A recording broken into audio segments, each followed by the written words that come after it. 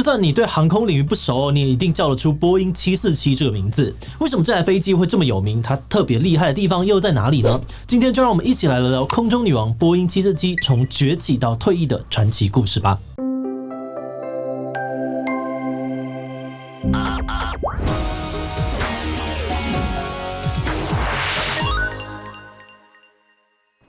Hello， 大家好，我是志奇。今年的1月底，波音公司把最后一架全新的波音747交机给亚特拉斯航空之后，全系列机型就此停止生产。这台喷射飞机曾经改变了航空业界的运作模式，让环游世界成为可能，也曾经拥有蝉联37年全球载客量冠军的壮举，更被征召作为美军空军1号 NASA 的太空梭运送机，进入了大众流行文化，风靡全球。这么狂的波音747在制霸空中的过程里面有哪些精彩的故事？为什么波音747最后会走向下坡，永远的停产呢？现在就让我们一起来回顾这50多年的空中传奇吧。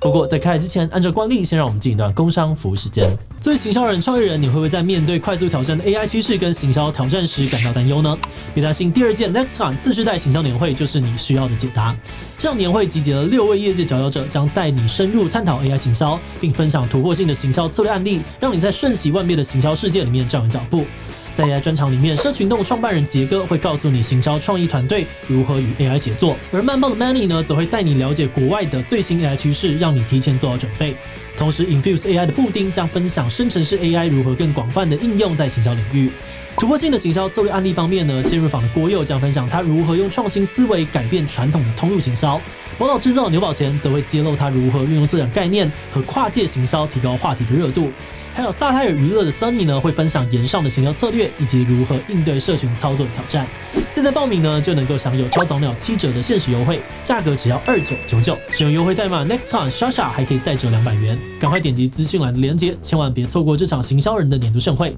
NEXTCON 次世代行销年会，邀你一起踏进转型的革命前夕。要聊波音747，我们就不得不从它背后的波音公司开始说起。2战时，波音公司就是制造战斗机的专门工厂。战后呢，他们决定把重心转移到开发可以载客的民航机身上。当时他们选择不做传统的螺旋桨飞机，而是投入新式喷射机的开发，并在1957年推出了波音707。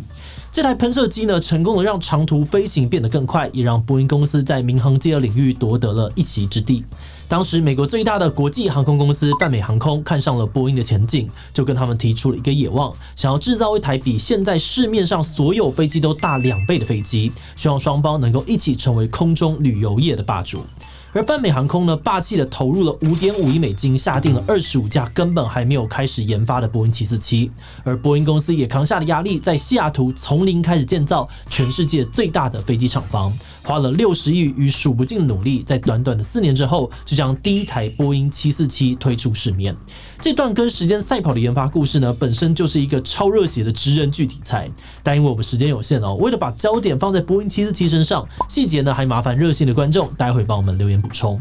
总之呢，1970年波音747首次出航大获成功，而它超大的容量，从此呢就在航空史上写下了新的一页。波音747又被称为是巨无霸客机，它是世界上面第一台双层喷射机，同时呢也是当时全球体积与容量最大的飞机。它的机头上面呢有块明显突出的驼峰，而它的机尾呢则有6层楼高哦，每秒可以飞越3座足球场。在波音747面世之前呢，没有一台喷射机可以载超过200人，但波音747呢，在不分舱等的状态之下，一次就可以载524人，而就算分成了头等、商务、经济舱，它也还是有360多人的容纳空间，整整呢就是别人的2倍。而且事实上呢，波音747也是史上第一架拥有华丽头等舱的飞机，因为在它以前呢，其他飞机根本就不够大，划分不了3个舱等。不过有头等舱还不是波音747超有名的主要原因，因为更重要的是波音747让家家户户都坐得起飞机。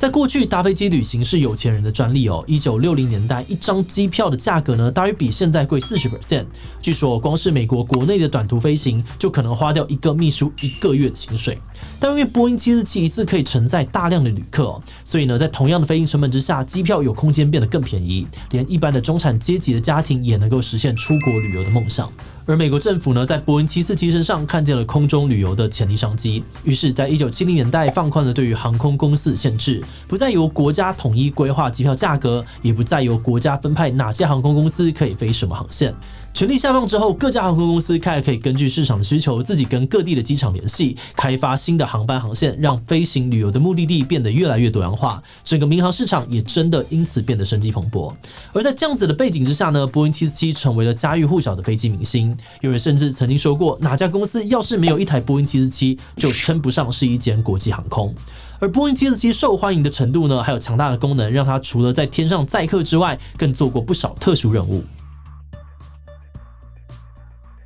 例如，波音747曾经担任过长达20年的太空梭运送机。每台太空梭发射之前呢，都需要在美国各个基地往返做模拟测试。但因为发动太空梭本身的成本太高，不方便让太空梭自己在国内飞来飞去，所以 NASA 呢就突发奇想请一台波音747当太空梭的空中计程车，载着它到处跑，画面意外的很可爱。而此外呢，波音747也曾经被改造成空中天文台，搭载望远镜飞到高空，替 NASA 进行观测、拍摄宇宙的任务。而1991年的时候呢，以色列政府也利用波音747的大容量，执行过一项叫做所罗门行动的秘密军事任务。当时以色列目标呢，在36小时之内把1万名伊索比亚的犹太人救回以色列。而任务出动了30多架各种型号的飞机，而其中一架波音747呢，一次就载了超过1000人离开，一举突破了史上单次载客量最多的世界纪录。而除此之外呢，波音747在大众流行文化当中的能见度也非常的高，包含了像是空军1号、绝命航班、终极警探2等的电影，还有名侦探柯南、银翼的魔术师、夜火的向日葵等动画呢，都有波音747的身影。整个1970呢到2000年初是波音747最黄金的年代，它连续37年蝉联了全球载客量冠军，被人们冠上了空中女王的封号，称霸飞行市场。但是在2007年呢，这个纪录首次被打破，而新任的载客冠军呢是直冲波音747而来的空中巴士 A380。空中巴士 A380 在不分舱等的状态之下，一次最多可以载893名乘客，比波音747还要多很多。它的大容量呢，来自于它是一台真双层的喷射机，不像波音747呢，只有机头上方有双层设计。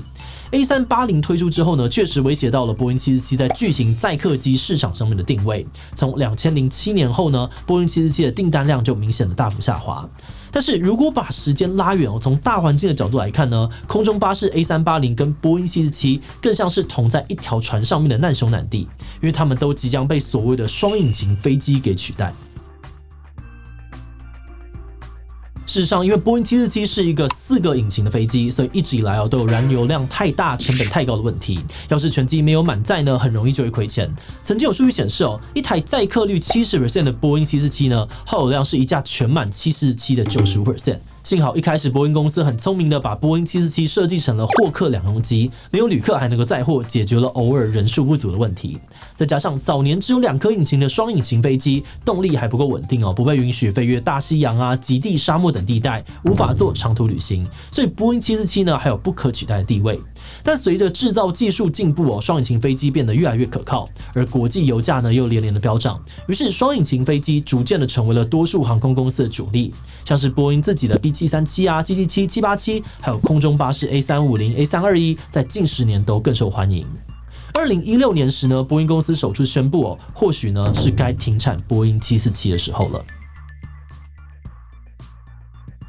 当年呢，波音公司表示继续制造波音747已经不合成本，有好几年呢，它的订单与交机量都降到只剩个位数而已。许多航空公司也陆续在那几年退役了他们最后一架纯载客的波音747，包含了像是长荣航空、全日空以及美国所有的航空公司。2017年，波音747的纯客机版本正式停产了。2020年呢，在疫情对于旅游业的强力打击之下，货客机版本的波音747呢也被宣布即将在2022年停产。然后时间就来到了今年年2023年的1月31日，那天是波音公司把最后一台波音747交机给亚特拉斯航空的日子。有上千名的波音员工，还有对波音747充满感情的民众，聚集在波音西雅图的飞机厂房，一起送别空中女王。而负责把飞机开往机场机师，则是呢在空中画出了747王冠的图案，致敬了这一代传奇的结束。